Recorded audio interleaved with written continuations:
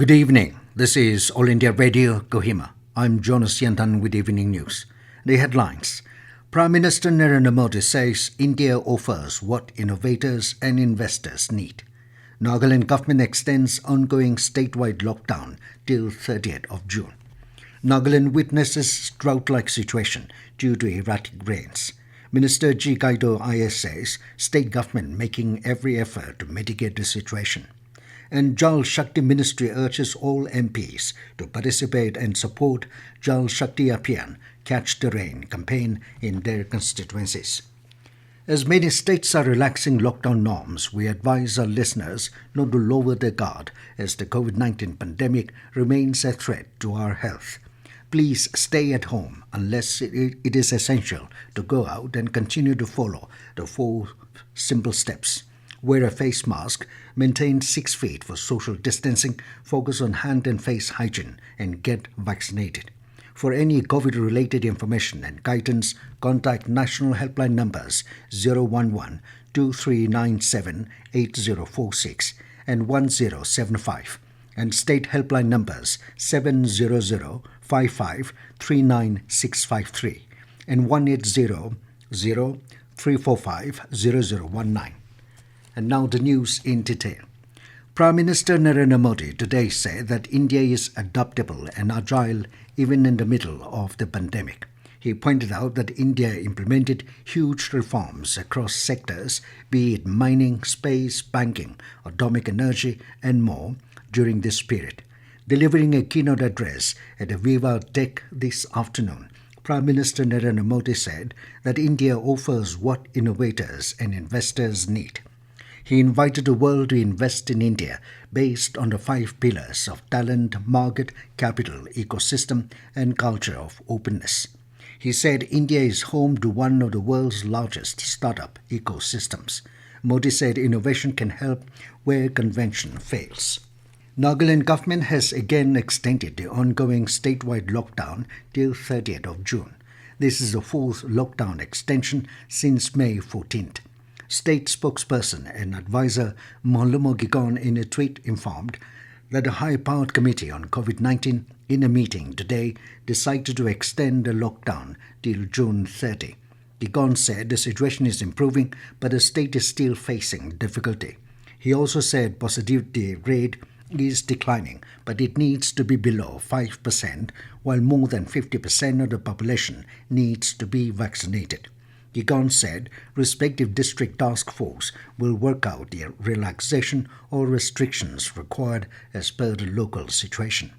The state spokesperson further said it acknowledges the inconvenience faced by the people, but given the circumstances, the state has to continue with the lockdown for now. Amidst the second wave of COVID-19 pandemic, Nagaland is witnessing a drought-like situation due to delayed and erratic rains. The agriculture and horticulture crops under choom cultivation have been adversely affected, leading to poor germination and wilting of standing crops. This was informed by the Agriculture Production Commissioner, APC, Nagaland, Y. Kaito Aye, during a press conference held today in the presence of Agriculture Minister G Kaito Aye and Advisor Horticulture Madan Yantan. Kaito said 68,662 hectares of choom fields in 915 villages of the districts are affected by deficient rains. He said a rice production of the state is anticipated to reduce to 1.66 lakh metric tons during the current year from 5.51 lakh metric tons for the year 2020-21, a reduction of 70% if the present dry spell continues. He said the agriculture scenario has further aggravated through infestation by fall armyworms during the last week of March, affecting 3,048.45 hectares of maize crop covering 334 villages. Kaito also informed that a core committee of Agri and Allied Department, headed by APC, has been set up to monitor and review the ground situation timely as per the reports received from the field. Minister of Agriculture G Kaito Aye said the state government is making every effort to mitigate the impending drought-like situation in the state. He said Chief Minister Nipirio had convened a meeting with the Agri and Allied Department yesterday to take stock of the dry spell across the districts. Kaito also said, with the state population dependent on agriculture for livelihood, it will require the assistance from the central government to mitigate the issue of the deficient rains in the state. Meanwhile, advisor of horticulture, Madan Yantan, also said the state government is taking all steps to ensure that farmers are not affected because of the change in climate variations. He said different programs and measures are being implemented to mitigate the process of climate change.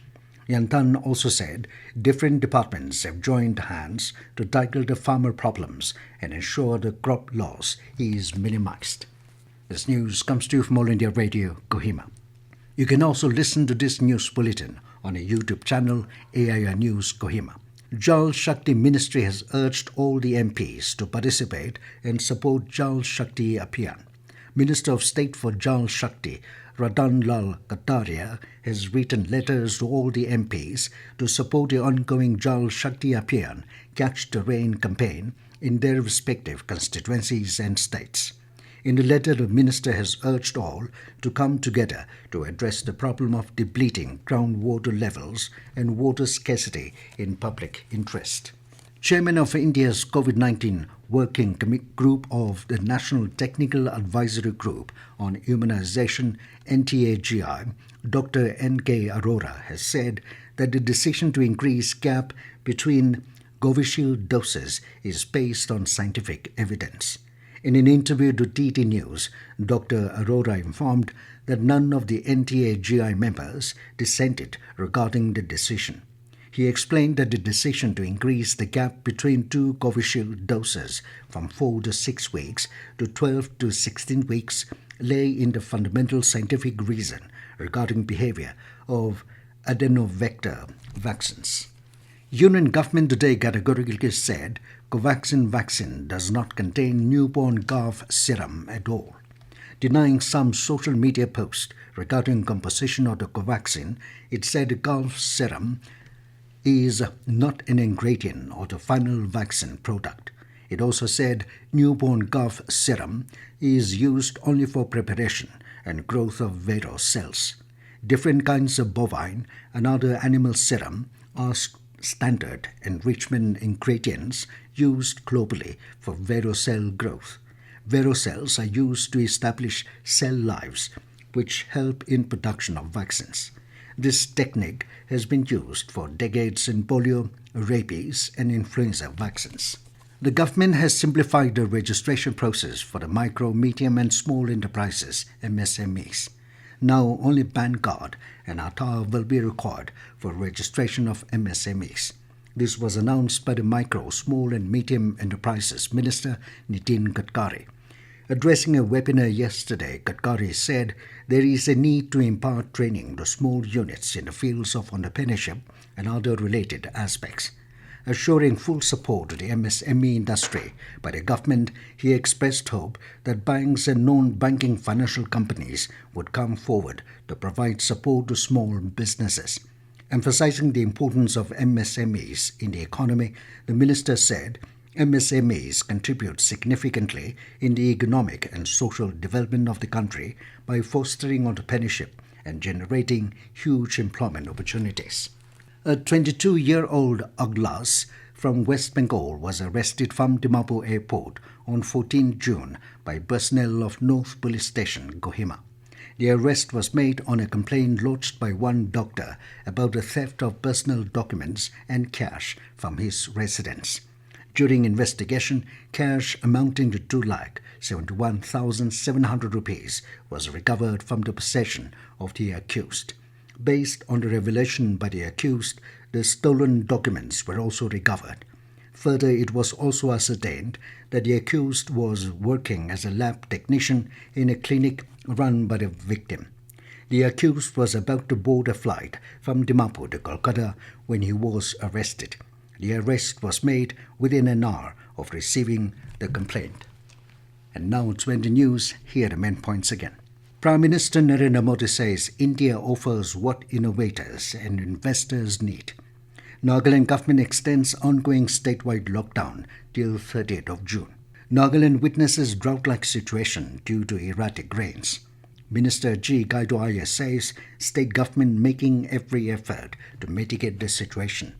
And Jal Shakti Ministry urges all MPs to participate and support Jal Shakti Abhiyan, Catch the Rain campaign in their constituencies. That is all we have in this evening news bulletin. Good night.